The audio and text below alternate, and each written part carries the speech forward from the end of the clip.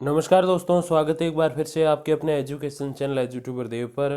तो दोस्तों, राजस्थान यूनिवर्सिटी यानी कि यूनी राज जिसको शॉर्ट में कहते हैं, उसकी ओर से दोस्तों आयोजित होने वाली 29 तारीख को पीएचडी एंट्रेंस एग्ज़ाम, जिसको पीएचडी प्रवेश परीक्षा भी कहते हैं, वो दोस्तों 29 को जो आयोजित होनी थी 29 अक्टूबर को, वो अब नहीं होने वाली। जी हाँ दोस्तों, राजस्थान विश्वविद्यालय ने पीएचडी और एमफिल की प्रवेश परीक्षा एमपीईटी की जो तिथि है वो स्थगित कर दी है। पहले ये परीक्षा जो है वो 29 अक्टूबर को होने वाली थी। विश्वविद्यालय ने परीक्षा की नई तिथि फिलहाल घोषित नहीं की है। साथ ही परीक्षा के लिए आवेदन की जो अंतिम तिथि है वो 21 अक्टूबर रात को लगभग 12 बजे तक कर दी है। तो एग्ज़ाम फॉर्म भरने की जो लास्ट डेट है वो बढ़ा दी है, और परीक्षा जो है 29 अक्टूबर को होने वाली थी वो अब नहीं होगी, और फॉर्म की जो हार्ड कॉपी है वो 25 अक्टूबर तक जमा कराई जा सकती है। अब ये जो दोस्तों हार्ड कॉपी वाली बात है, इसमें आपके कई सारे कमेंट्स भी थे कि सर हम क्या पोस्ट के द्वारा भेज सकते हैं क्या, या फिर ईमेल के द्वारा अपलोड कर सकते हैं क्या। तो जेएनवीयू तो ऐसा ऑप्शन देता है कि आप ईमेल के द्वारा अपलोड कर दो उन चीज़ों को स्कैन करके, या फिर ई मित्र से स्कैन करवा के। लेकिन जो दोस्तों अपने दूसरी और राजस्थान यूनिवर्सिटी है वो ये कहती है, जो पिछली बार नोटिफिकेशन भी आया था उसमें मैंने आपको बताया था कि आपको जो ये आपके दस्तावेज हैं सारे जो इसमें सेल्फ अटेस्टेड होने चाहिए, वो आपको यूनिवर्सिटी जाकर ही जमा कराना है। जैसे नॉर्मली हम कॉलेज का फॉर्म भरते हैं, बीए एमए का, यूजी पीजी का, तो उसमें हमें जैसे जो है ऑनलाइन फॉर्म अप्लाई करने के बाद हार्ड कॉपी वहाँ पर जाकर जमा करानी होती है, ठीक वैसे ही इसमें भी प्रक्रिया है कि आपको हार्ड कॉपी 25 अक्टूबर तक जमा कराने का ऑप्शन है, और 21 अक्टूबर रात को 11:59 तक आपको जो है फॉर्म भरने का ऑप्शन है। अब 29 तारीख को ये एग्ज़ाम आपके नहीं हो रहा दोस्तों। अब दोस्तों कई सारे क्वेरीज भी थे आपके कि सर अपने राजस्थान यूनिवर्सिटी की जो एमपीएटी जो अपने पीएचडी प्रवेश परीक्षा है, इसके बाद वहाँ कितनी सीटें हैं, और क्या जो यूजीसी नेट क्लियर हैं उनको नए रेगुलेशन के अनुसार एग्ज़ाम देना होगा।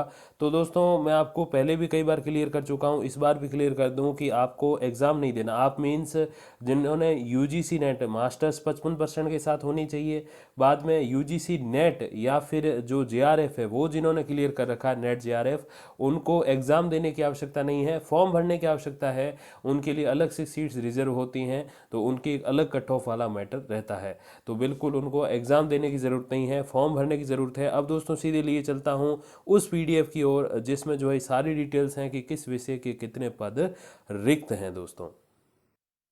तो दोस्तों ये है वो पीडीएफ जिसमें ये सारी जानकारियां हैं कि किस विषय के कितने पद हैं, यानी कि कितनी वैकेंसीज हैं या सीट्स हैं जिस पर आप पीएचडी कर पाओगे। देखिए, सबसे पहले subject wise statement of the vacant seat for Uniraj MPAT 2019 और 2020 under the research supervisor working at university departments या फिर रिसर्च सेंटर्स। अब देखिए 30/9/2021 को ये चीज़ अपडेट की हुई है, तो फिर आप इसको 2019-20 का पुराना पीडीएफ मत मानिएगा, ये अपडेटेड पीडीएफ है, 2021 का है, और 30/9 यानी कि 30 सितंबर का, तो फुल ऑन अपडेटेड ये पीडीएफ है। देखिए सबसे पहले एबीएसटी के तो एमफिल के लिए 15 सीटें हैं, और seats for PhD at university department तो वो 10 सीटें हैं, और फिर teacher candidate seats for PhD वो 10 सीटें हैं। तो ऐसे करके दोस्तों सीटें हो गई 35। और फिर देखिए अलग अलग सब्जेक्ट की अलग अलग सीट्स है, देखिए ज़रा आप सारे ही यहाँ पर आपको डिटेल मिल जाएंगी। और फिर जनरल स्टडीज़ जो है, माफ़ कीजिएगा, जेंडर स्टडीज़, और जो है जियोग्राफी वगैरह सारी चीज़ें, हिंदी भी है, देखिए हिंदी की कितनी अच्छी खासी सीट्स हैं।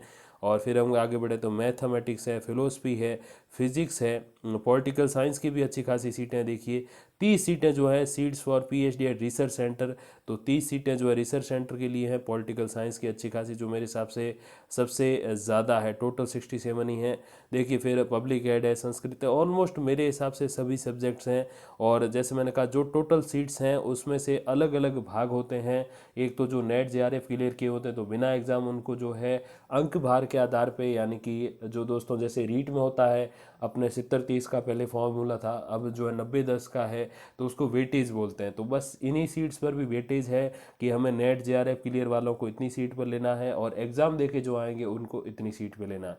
अब जाहिर सी बात है उससे ज़्यादा आवेदन आएंगे तो फिर कट ऑफ निकलेगी, और कट ऑफ में जो ऊपर होंगे उन सबको ले लिया जाएगा, नीचे वालों को फिर एक और ट्राई करना पड़ेगा। ठीक वैसे जैसे गवर्नमेंट एग्ज़ाम्स होते हैं टीचिंग वाले, या कोई से भी कंपटीशन एग्ज़ाम्स होते हैं, उसमें जो प्रोसेस होती है ऑलमोस्ट वही वाली इसमें प्रोसेस रहने वाली। तो इस पीडीएफ पीडीएफ का लिंक जो है दोस्तों मैं आपके डिस्क्रिप्शन में दे दूंगा, वहाँ से आप इस पीडीएफ को डाउनलोड करके खुद भी देख सकते हो कि आपकी सब्जेक्ट की कुल कितनी सीटें हैं दोस्तों। ये थोड़ी सी चीज़ें जानकारी के लिए हैं, बाकी अब सीट्स में इतना कोई यहाँ कंपटीशन नहीं रहता, क्योंकि कोई एक ही तो यूनिवर्सिटी है नहीं, बहुत सारी यूनिवर्सिटीज़ जो है एग्ज़ाम कंडक्ट कराती है पीएचडी एंट्रेंस टेस्ट का।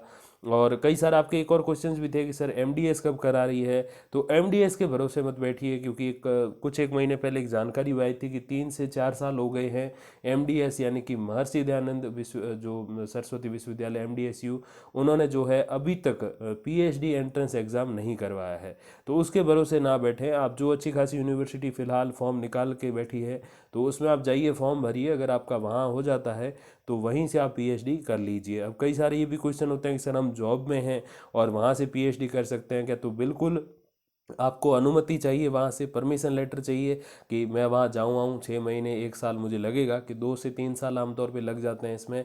लेकिन जो गवर्नमेंट सर्वेंट है, विशेषकर जो टीचिंग फील्ड के हैं, उनको 6 महीने से 1 साल का ऑलमोस्ट समय लगता है। यूनिवर्सिटी टू यूनिवर्सिटी ये थोड़ा सा अलग अलग हो सकता है, तो उस पर आप मत जाइएगा कि सर हमारे तो 11 महीने लग गए आप 6 ही कह रहे हो, या हमारे तो 1.5 साल लग गया आप 1 साल बता रहे हो, वो नहीं होना चाहिए। तो मैं एक थोड़ा सा सामान्य एक जो जनरल जो है चीज़ें, वो आपको बेसिक चीज़ें बता रहा हूँ। और साथ साथ एनओसी तो चाहिए ही चाहिए, क्योंकि एक रेगुलर कोर्स है। और कई सारे ये भी क्वेश्चन थे कि सर बीएड और पीएचडी साथ कर सकते हैं क्या, तो बिल्कुल मत कीजिएगा।